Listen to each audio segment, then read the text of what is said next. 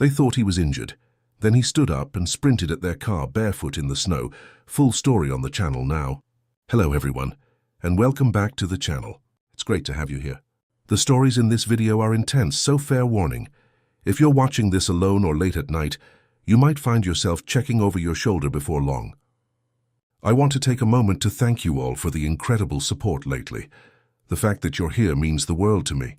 Remember, if you've got a story of your own, I'd love to hear it. Send it in, and who knows, it might even make it into a future video.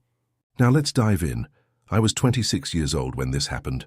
Back then, I still drove the same old truck I bought after college. That truck didn't last long, only a couple of years, before the transmission gave out on me, but it served me well while I had it. I was living in a small mountain town in Colorado at the time. The kind of place that tourists flock to during ski season, but feels like any other small town if you live there year-round. I ended up there with a good friend of mine. He moved back home after about a year, but I decided to stay. I liked the work, and honestly, I liked not being in the city anymore. I got a job working maintenance at a lodge about 15 minutes from the main ski area, closer on good days, longer if the snow was bad. The lodge wasn't exactly luxurious, but it was nice enough to attract families who'd spend a little extra for comfort. Not so fancy that they fixed things before they broke, though. My days were spent repairing heaters, hauling salt, unclogging drains, thawing frozen pipes, changing light fixtures. It wasn't glamorous work, but it was steady, and I enjoyed it. During winter, mornings started early because something always went wrong overnight when the temperature dropped. Most days I'd walk into work half asleep, only to find someone waiting at the desk to tell me room 214 had no hot water, or that the walkway lights had gone out. Again, for fun. I'd snowboard whenever I had the chance. Locals and employees got discounted lift tickets, so I made the most of that perk. After work on weekdays, when the slopes were quieter and the crowds began to thin out, I'd usually head to the mountain for a couple of hours. I wasn't an incredible snowboarder by any means, just good enough to manage black diamond runs if they were groomed, and maybe hit a small jump if nobody was around to see me wipe out. I fell more times than I cared to admit. This particular incident happened near the end of the season. There was still plenty of snow on the mountain, though spring was beginning to make itself known in subtle ways. The parking lots were getting slushy, snowbanks were grimy with dirt, and you'd see people wearing hoodies by noon, only to regret it once the sun dipped behind the peaks. Up near the higher trails, though, winter still held its ground, especially in the shade of the tree-lined sections where sunlight struggled to seep through.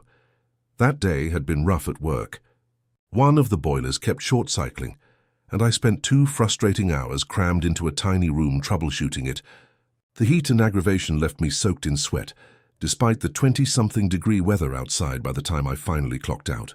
Honestly, I almost bailed on snowboarding altogether that afternoon, but my board was already sitting in the truck bed, so I convinced myself to go. When I got there, things were just about perfect. Midweek quiet, light wind, great visibility, ideal conditions.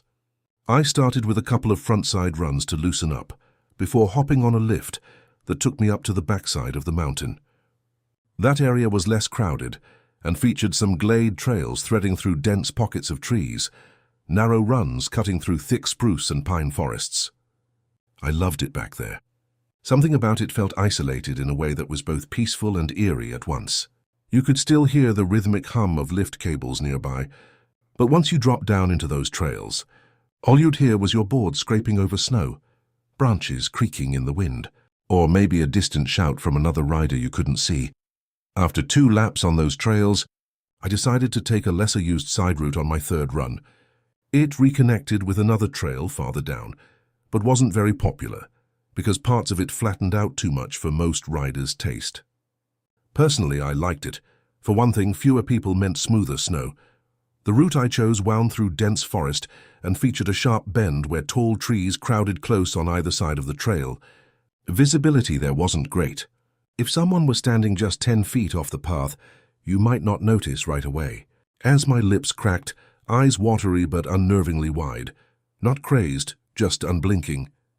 It was as if he hadn't closed them in hours. Then he spoke. I need to confess to Jesus, I froze. This wasn't something I was equipped to handle. Religion wasn't my thing, though I'd grown up around enough church folks to understand one thing. Confession didn't typically happen half-naked in the woods with your hands plunged into the snow. I tried to reason with him. "You should get inside," I said, keeping my tone calm. "You're going to lose your hands out here." He acted like he hadn't heard me, shifting towards me instead. "I did something bad," he said, and then he smiled, not a friendly smile, but the kind people wear when they're reliving a private joke, only they understand. By now I was already adjusting my bindings, readying myself to move if things got worse. I figured if he collapsed, I'd need to help him. Yet every nerve in my body urged me to stay back. "Do you hear them?" he asked suddenly. Caught off guard, I went with the truth. "Nope." That was it. Just one word, nope. He didn't seem satisfied. His gaze shifted over my shoulder, scanning the shadowy woods behind me. Then his eyes fixed on mine again, dark and steady. "They followed me here," he said. I reflexively glanced back, even though I knew there'd be nothing there, just trees and the curve of the trail stretching into empty silence. I made an effort to stay calm and offered, "Listen, Ski Patrol can help you. I'll call someone." We both knew there was no cell service up there, but it felt important to keep him talking. Before I could say more, he did something so bizarre, it twisted the tension into something cold and sharp. It caught in my chest like a blade. He laughed, just once, sharp and clipped, and then began peeling off his thermal shirt. I raised a hand instinctively, trying to de-escalate the situation with reason. "Hey man, don't do that." But he ignored me. The shirt hit the snow, revealing his chest and shoulders. Too thin, his skin flushed pink with cold except for these strange patches of greyish tones that almost looked wrong somehow.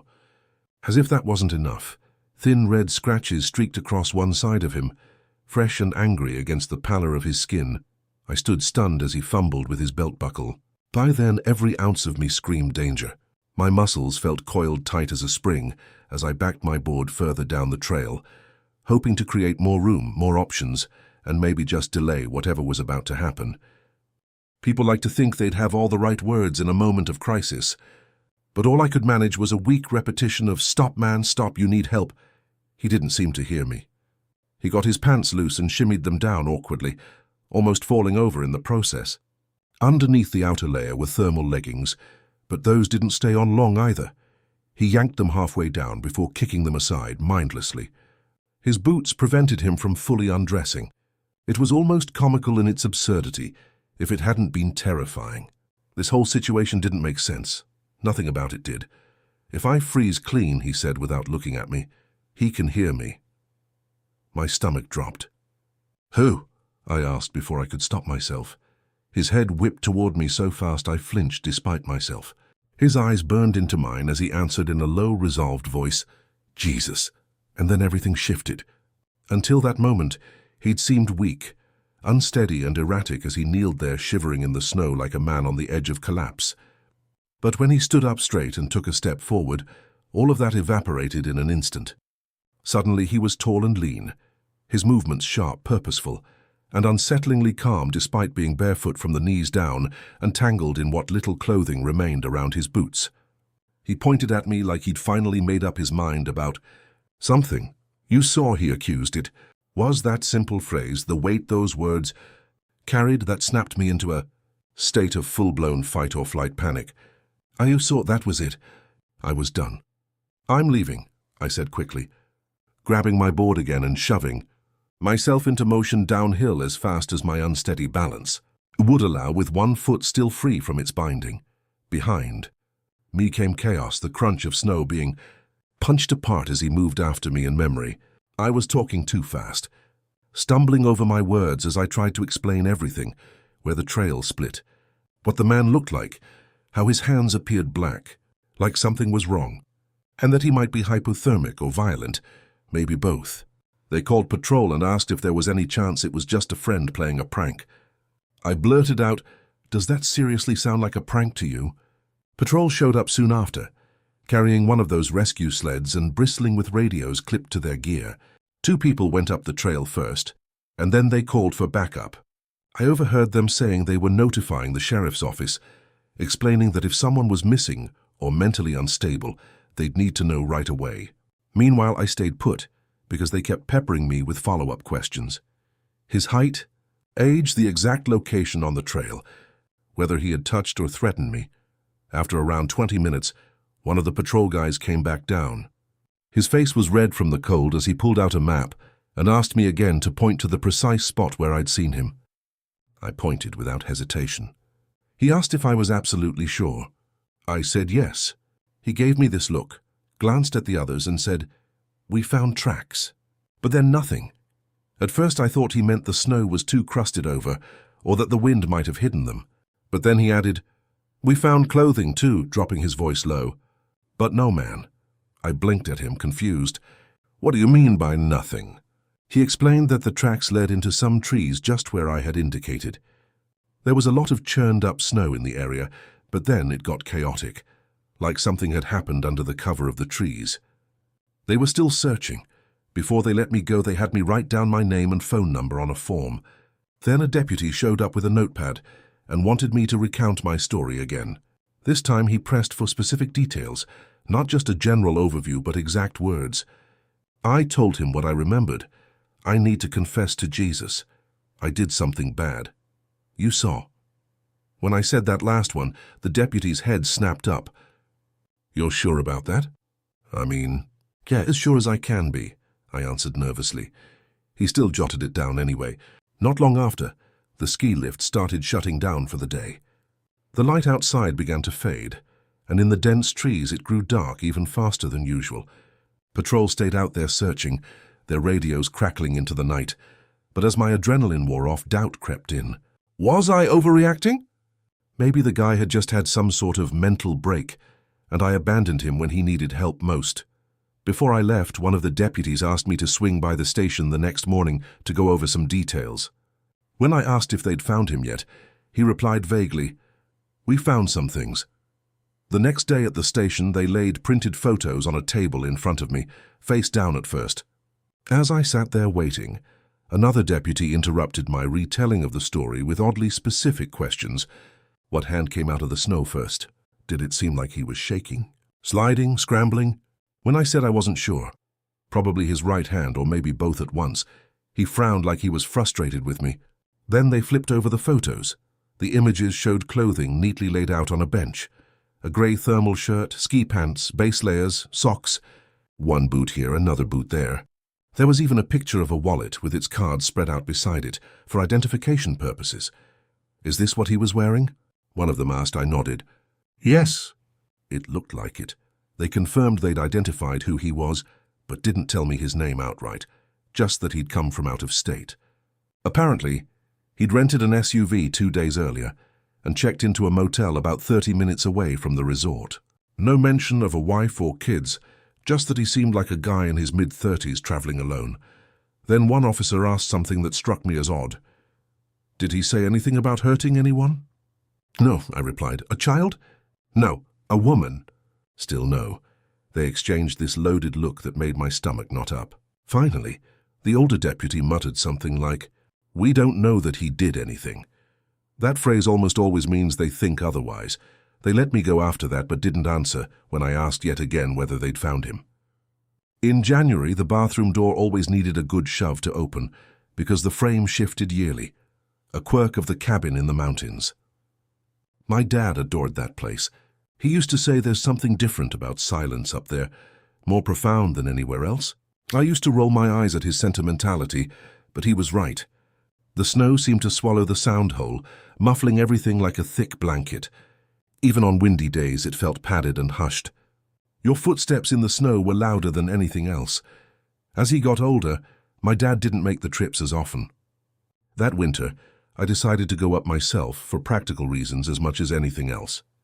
The pipes needed checking, the snow needed clearing, and the generator required a little running time. I also wanted to make sure the mice hadn't staged a takeover while nobody was looking. Plus, it was a convenient break for me. I had a few days off between jobs and figured it was easier than paying a local to do it. The drive up was rough. The road was half-plowed and coated in gritty slush. Despite having chains on my truck tires, I slid twice along the way. The cabin greeted me with its usual icy interior. My breath hung in visible clouds when I walked in. I set to work right away. I got the wood stove burning, knocked ice off the porch steps, checked under sinks for pipe hazards, and crawled into the crawl space for a quick inspection. On day 2, I ventured into a nearby town that sat about 25 minutes away to grab supplies. Groceries, propane, coffee, and a cheap extension cord to replace a cracked one I'd spotted in a drawer. While picking up things at the hardware store, I struck up a quick chat with the clerk who recognized my last name and mentioned how he knew my dad. That kind of thing seemed typical in towns like that, small places where strangers supposedly weren't strangers at all. Back at the cabin, the evening passed smoothly enough. I shoveled more snow, split logs for the stove, and tuned into a radio broadcast of a game. Nothing felt out of place. Then came the third morning, the rats. When I opened the front door mid-morning, I nearly stepped on one. It was lying there frozen on the porch boards. As my eyes adjusted to what I was seeing, I realized it wasn't alone. There were more of them scattered around, maybe 7 or 8. 9 at most. They looked like someone had tossed them onto the porch from a bucket. These weren't tiny field mice either. They were big rats with thick bodies and long tails, completely still, stiffened by the cold morning air. At first, I figured they'd died from some sort of poison they'd ingested somewhere and crawled to the porch to die. But why there? Why not under the cabin or near the woodshed? And despite being an older property with the occasional mouse issue inside, rats weren't common at all here, never in this quantity. Maybe an owl or a fox brought them over. That sounded likely. But then why arrange them out on the porch instead of eating them or scattering scraps? I grabbed a snow shovel and slid them into a contractor bag one by one. It felt weirdly grisly listening to their frozen bodies hit plastic with hollow little thuds, like rotten fruit left in the freezer too long. After tying up the bag, I carried it far past the tree line and set it near the trash barrels because I didn't want that smell lingering by the cabin once things thawed. The rest of that day felt uneasy somehow. Everything around me seemed quiet, more so than usual for mountain silence, and there were no fresh tire tracks other than my own. Nobody had been near since the recent snowfall. That bothered me for reasons I couldn't shake. Later on, I called my dad, not really looking for answers but wanting to talk it through anyway, and asked if locals ever pranked each other like this during winter months. His answer came back simple. Not likely, he said. And certainly not this time of year. Then he suggested something strange. Check for weasel tracks because sometimes they'll kill mid-sized animals just for fun. He delivered it with his usual straight-faced pragmatism. A thought-provoking remark meant more as trivia than an actual solution. When I looked later that day, though, I couldn't find anything resembling weasel tracks or any clues that explained the scene. The layout of the cabin kept bugging me as thoughts ran through my head, how isolated it really was. The front porch faced the narrow driveway leading up to the property. Passers-by could probably see it if they stopped along this stretch, but nobody had been on that road recently. The snow would have given away any hint of visitors. Directly off this porch was the kitchen entry door. Moving into that room brought you. There wasn't much blood on the snow, and that's what disturbed me the most. Where was the mess? If something had dragged the body there, why leave it so close to the cabin wall? Its head was twisted toward the logs. Uneasy, I took a step back, then cautiously approached again with the handle of a shovel in hand. The carcass looked fresh enough that there should have been some steam rising in the cold air. But there wasn't. The smell hit me next, faint, metallic, not yet rotten. I remember mumbling to myself, "What the hell is this?" I made up my mind to drag it farther away once I fetched some gloves. Turning to go inside, I grabbed a pair of thick gloves and an old tarp from the mudroom bench. 30 seconds, that's all it took. I was inside for no more than half a minute. And that's when I heard them, footsteps inside. They came from the living room. Slow, deliberate steps on worn wooden floorboards, not like the muffled crunch of snow outside. Anyone who's ever set foot in an old cabin knows that sound, that creaking weight in each step that lets you know exactly where someone is. But remember, these steps were inside the house. The tarp slipped from my hands as I bolted toward the kitchen, moving so fast I slammed my hip into the counter. I scoured every room. The living room, the bedroom, the hall, the tiny bathroom, nothing. Nobody. Everything was just as I left it, from the latched windows to the still-shut front door. Outside there weren't even footprints under those windows. No movement, no fresh sounds, And that's when the fear settled in, that deep kind of fear that follows confusion. During the search, I hadn't been scared. I was too preoccupied with figuring out what might have happened. But standing there in the middle of the cabin, clutching those gloves like they'd save me, it hit me. I knew. I'd heard someone walk across that floor. My ears didn't betray me. I wanted nothing to do with that carcass anymore. It stayed right where it was, leaning ominously against the cabin wall while the growing unease gnawed at me. Instead, I went over to fetch the shotgun my dad had always kept around, just in case of coyotes or whatever else might wander too close for comfort. I'm no gun enthusiast, but years in these mountains teach you how to handle what you need when you need it. But then night came, a cold, early night that seemed to smother everything.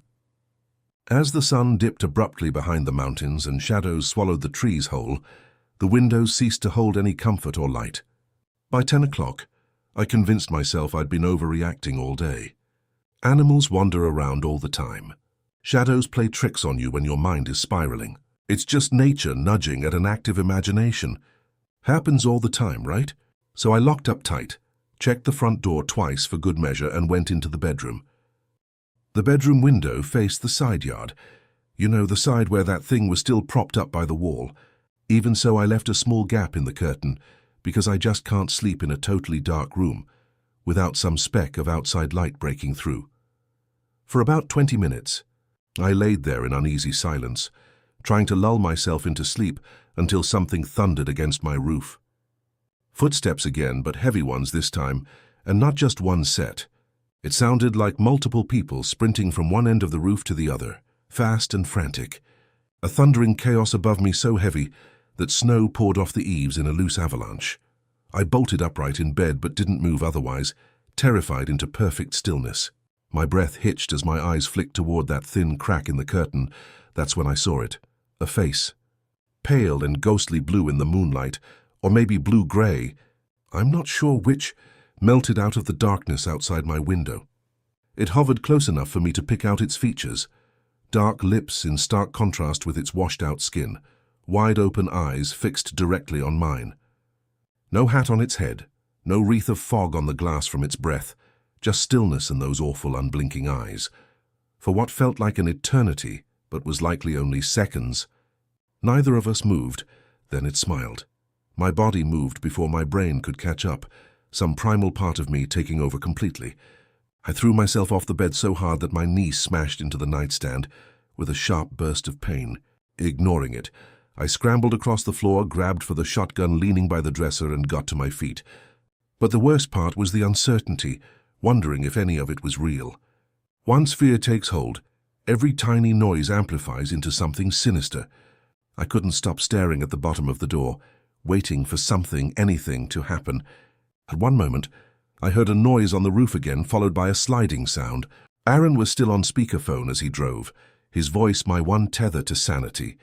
Over the noise of chains rattling and tires spinning in the snow, I could hear him curse under his breath. He kept urging me to talk, probably knowing that silence would only heighten my terror. So I rambled. I described the face I'd seen, the dead rats on the porch and then the carcass by the wall. He asked, "Why didn't you call me earlier?" A fair question, but one I couldn't answer. Every minute felt like an eternity. By the time his truck arrived in the driveway, nearly 50 minutes later, it felt like I'd been stuck in that cabin for 4 hours. Seeing his headlights through the curtain nearly brought me to tears. It's embarrassing to admit, but it's true. He blared his horn twice so I'd know it was him. Weirdly enough, I didn't run out right away. That's something people get wrong about fear. It doesn't vanish just because relief has arrived. So I waited in that bedroom until I heard him pounding on the front door, yelling my name. Finally, I unlocked the bedroom door and crept cautiously down the hall, gripping my gun and pointing it at shadows that weren't there. When I got to the kitchen door, Aaron was standing in snow-dusted boots and shoulders, holding a flashlight and a revolver he sometimes carried. He looked at me once and said, "Jesus." Together, we carefully searched the cabin, but there was nothing inside. Outside, there were no prints beneath my bedroom window, either. Just patches of wind-blown snow crusted over and scattered. Footprints too distorted to read. Aaron's. Flashlight eventually swept over the carcass by the wall. or where it used to be. Now there was nothing but scuffed snow and evidence it had been dragged away. I know what I'd seen earlier that day. I was 3 feet from it. It had existed. Now only a dark stain and faint drag marks remained before they disappeared into a patch of wind-covered snow leading toward the trees. Aaron asked if I'd moved it as some kind of joke. I hadn't. He believed me almost instantly because I was too shaken to even think about messing around. We made another slow circle around the cabin's perimeter. Both of us shone our lights into the woods, straining to hear anything beyond the sound of frozen pine needles whispering as the wind carried through them, a sound that haunted the entire night. We found nothing and decided to lock up. I grabbed a bag and left with Aaron, too shaken to stay another second. The following morning we came back after sunrise. Daylight typically has a way of dispelling fear. Somehow, it makes your racing imagination seem foolish. But this time, it was worse. In daylight, you can see things more clearly. There were tracks now, faint impressions out in the drifted snow that had been invisible the night before. We followed them slowly because parts of them didn't make sense. Some looked almost like barefoot human prints, but elongated and oddly shaped. Then they shifted, suddenly resembling boot heels that had no business being there. There were marks on the roof too, just above my bedroom window. Aaron climbed a ladder from the shed to inspect further, but he came down quickly with a pale expression and said there were crisscrossing paths where it seemed people or animals had run and slid across the roof again and again, yet there didn't seem to be any clear pattern to how or why. Then we found other unsettling signs inside. 3 damp circles on the key. Living room floor near the rug, the kind of spots left when snow melts, which Aaron speculated could have been tracked in during our earlier panic. And then there was what we knew hadn't been there before. 1 dead rat lying smack on the kitchen counter near the sink, the same type as the ones littering the porch when I first arrived. That counter had been clear when Aaron came in. He'd leaned on it while talking to me. Neither of us could explain how it ended up there. Aaron finally broke the silence with a blunt, "We're done here. We called the local sheriff just to say we did something about it." He humored us with a report, probably chalking it all up to paranoia combined with animals doing what animals do. When I told my dad we should sell the cabin, he was livid, not about what had terrified me, but because apparently I'd left behind an unlit stove during my frantic exit. My name's Amber, and this story took place a few winters ago while I was living in northern Maine for work. I won't say the exact town. It's so small that if you blink while driving through, you've missed it entirely. But it was surrounded by endless woods in every direction. I ended up there because I took a job at a rehab clinic doing office work. The pay was better than my previous gig, so I packed up and rented half of an old duplex. The walls were so thin I could tell when my neighbor sneezed, heard their TV murmuring, or even the faint clang of dishes in their kitchen. Winter made the place feel even older, as the pipes knocked through the night and frost formed on the inside of my windows when temperatures dipped low enough. Still, I never hated it. It had its rough spots, but it wasn't bad. One of my closest friends, Kelsey, lived about 30 minutes away in another small town nearby. We worked together at the clinic and often ended up taking lunch breaks at the same time, eventually turning into hanging out outside of work. She was pretty much my opposite, louder, more blunt, the kind of person who could make you laugh even when being a little mean, but she was fiercely loyal. She drove this old Subaru that seemed built for the snow, functional, but scrappy. Meanwhile, I had an old Honda that wasn't made for the harsh winters, but somehow it kept pulling through each storm. That winter was already proving itself brutal. Snow seemed to fall every few days, with roads perpetually coated in a rough layer of grey-packed ice hidden under fresh powder. Driving became second nature by necessity. You'd learn to maneuver with tensely hunched shoulders, your grip practically fusing onto the steering wheel. Winter gear was non-negotiable. Everyone kept snow boots by the door and a shovel in their trunk. Getting stuck wasn't an if, it was a when.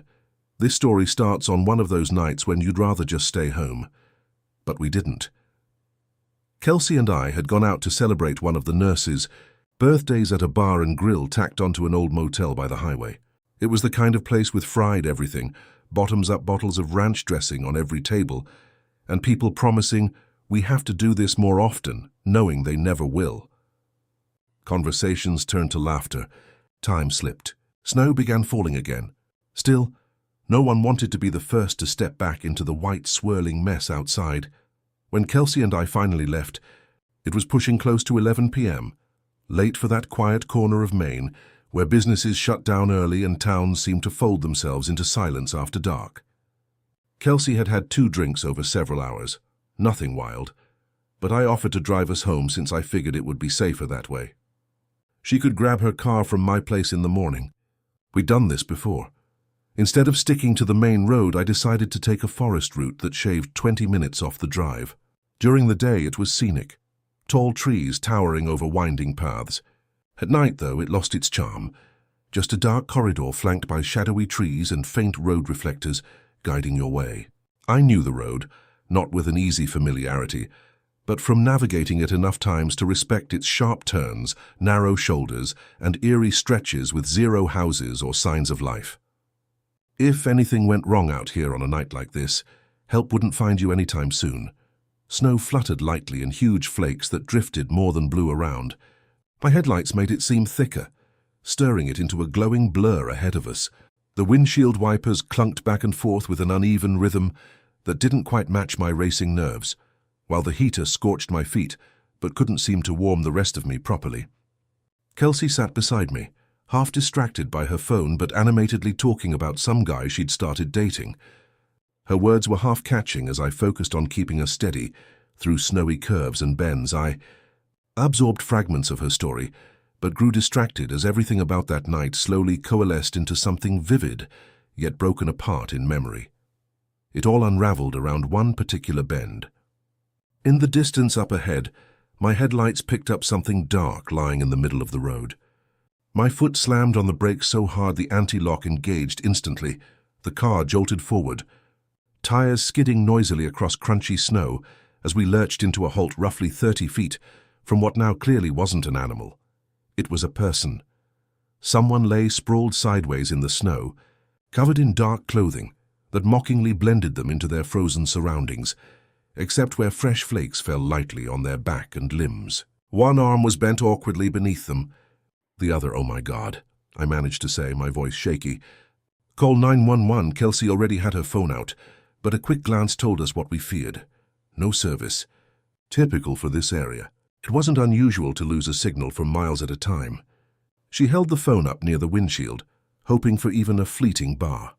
A single one flickered and vanished just as quickly. I didn't want to get out of the car. I know how that sounds. Someone could have been dying, and my first thought was, I don't want to open this door. But something about the situation was off.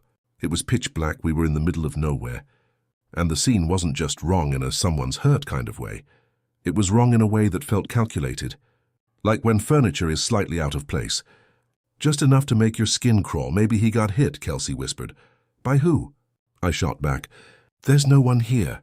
Our whispered fear spiraled into a panicked argument, our voices low but sharp. When you're scared, even whispers can sound like yells. She wanted me to edge the car closer, to check if the person was moving. I wanted to throw it in reverse and leave, but the road was too narrow and the ditches on either side looked deep enough to trap us. Reluctantly, I rolled the car forward at a snail's pace. The headlight swept over the figure in the road, and my heart climbed into my throat as I saw him clearly for the first time. A man, maybe in his 30s or 40s, was sprawled face down in the snow. His hair was matted and wet, plastered against his scalp. No coat that I could see, just a thin sweatshirt hanging loose around his neck and dark pants. Snow clung to his back and shoulders, like he'd been lying there for hours. What struck me most were his bare feet, pale against the packed snow. Bare feet in temperatures like this. It made no sense. I stared at him, trying to make sense of what I was seeing. Dark smudges marked his arms, scrapes or streaks of something worse. Blood? His shirt was stained along one side with something even darker. His body lay awkwardly enough that I couldn't tell if he was breathing. Sir, Kelsey called through her barely cracked window, her voice both firm and shaking with dread. Can you hear us? Nothing. She tried again, louder this time, her words breaking against the silence like brittle glass. Then it happened. The man moved. No. Sprang upright so fast that a scream ripped out of my throat before I could stop myself. One moment he was face down in the road. The next, He crouched low and whirled toward us like something unleashed from a trap. Snow tumbled from his clothes as he fixed his gaze on us, his eyes glowing in the headlights with that unnatural brilliance you sometimes see in animals at night. And then he opened his mouth. The sound. God. I still can't shake it from my head. It wasn't a scream or a growl, but something between a hiss and a low rumble that made my stomach twist on itself. And just like that, he lunged at the car. My instincts took over. I threw the car into reverse without thinking. But panic makes you clumsy. My foot slipped on the pedal for just a second too long. He slammed into the hood with both hands before collapsing chest first onto it, clawing his way toward the windshield like some kind of feral animal. Kelsey's shrieking filled the car, raw primal terror with no words or sense behind it, just wild and unrelenting. His face was suddenly right there against the glass, inches from ours. Even through my haze of panic, the details slammed into me. His bleeding nose, one cheek ragged and torn, as though chewed up by something recent or maybe long ago. It was impossible to tell in the chaos of light and shadow. Snowflakes had settled into his grimy beard, like frost on frozen earth. His teeth, they were chattering uncontrollably from the cold, or maybe from something else entirely. But there was more. He was smiling. A wide, unsettling grin stretched across his face, despite every indication he was freezing to death. That smile, that image still clings to me. Instinctively I yelled at him, "Get off!" My voice cracked as I shouted. For just an instant his head tilted ever so slightly to one side, a gesture that might have been curious if it weren't so utterly wrong for that moment. Then he began to move again. I lurched forward instinctively on the gas pedal, ready to speed. He dragged his hand down the glass, leaving a streak behind. Kelsey was now crying, frantically redialing 911 over and over. I leaned on the car horn, but its sound felt useless, swallowed up by the snow and trees. He hissed again. Not words, just that same awful animalistic noise. Then he reached for the wiper blade, pulling one backward until it bent. I threw the car into drive, stomped on the gas. He slid across the hood, grabbing at the side mirror but losing his grip. He rolled off into the snowbank as the car fishtailed forward, the tires catching traction before slipping again. Kelsey twisted in her seat to look back, her voice sharp and panicked. He's up. He's up. Through the rearview mirror, I saw him running after us, barefoot on the icy road, arms pumping unnaturally stiff. Then he veered off suddenly, disappearing into the dark tree-lined shoulder. I thought it was over. Really, I did. But then the rear passenger door handle jerked violently from outside. Kelsey's scream was ear-piercing, and I could hear a metallic clink as the handle was yanked twice more. Somehow he'd caught up to us again, despite our slow sliding progress on the snow. Thankfully, the doors were locked. Desperation boosting my reflexes, I slammed harder on the accelerator. This time the tires gripped properly, and the car shot forward with a squeal of effort, engine straining. Both of us were a mess, crying, yelling incoherent things as we sped away. Eventually we regained cell service near the highway and managed to call 911 again. When officers arrived, they inspected everything, the hood smeared with snow and slush where he'd landed, scratches on the windshield, and prints pressed into the wet dirt along the car's side. They organized a search along that desolate stretch of road and took turns drilling us about what had happened. They asked us for details about him. The no-shoes part seemed to puzzle them most of all. They wanted to know if we'd spotted any nearby vehicles, or if we had any reason someone might target us for a prank or out of spite. We kept telling them no, it didn't make sense. A hitchhiker doesn't attack you by throwing themselves onto your car while hissing like some feral animal. Later that morning, rumors spread fast. Word travels quicker than wired electricity in small towns like ours. By midday, people we barely knew were texting us, first to check if we were okay, then to ask what drugs the guy might have been on, then to pass along half-legends about escapees, a man who broke out of rehab, or jail or a psych ward somewhere remote nearby. Every version of the story had its own twist, but nobody really seemed to know anything for certain. It all felt off. None of it fit right. The police never told us if they actually found him. There was blood in the snow where he'd fallen and stumbled away, along with barefoot tracks that led into the woods, but no clear trail of where they ended or where he'd gone from there. Another vehicle had called in earlier that strange evening too. They reported seeing a man walking along that same stretch of road, a man bleeding barefoot near the shoulder, and refusing all offers of help. Beyond that, there were no answers that made sense. Apparently, when the plow driver stopped, the man bolted straight into the trees, but none of that explained the way he moved. I'm not talking about anything supernatural. I'm not one for that kind of thing. I mean the raw energy of someone who seemed completely beyond pain, beyond ordinary human responses. He was running barefoot on ice and slamming his head into safety glass like it was nothing. Kelsey had her own way of dealing with it. She got angry. She'd bring up the story at bars, her voice getting louder each time as she recounted it, calling him the snow zombie or Catman. I knew that was just how she processed what we went through. A month passed. Winter loosened its grip, and the ice gave way to brown slush and patches of exposed gravel. That area always floods in places when the snow starts melting, and during those transitions, hunters, utility workers, or just random passers-by often discover things the snow had kept hidden. Then one Saturday, the local Facebook group blew up. Human remains had been found off an old logging road, not far from where it all happened. At first, everyone assumed it was him. It had to be. Weeks later, though, the news came out it wasn't him. The remains belonged to a man who had gone missing years ago. An older case finally solved through dental records. It was a tragic story, but unrelated to ours, which meant the man who had slammed into our hood and disappeared into the woods. He's still out there somewhere, if he's even alive.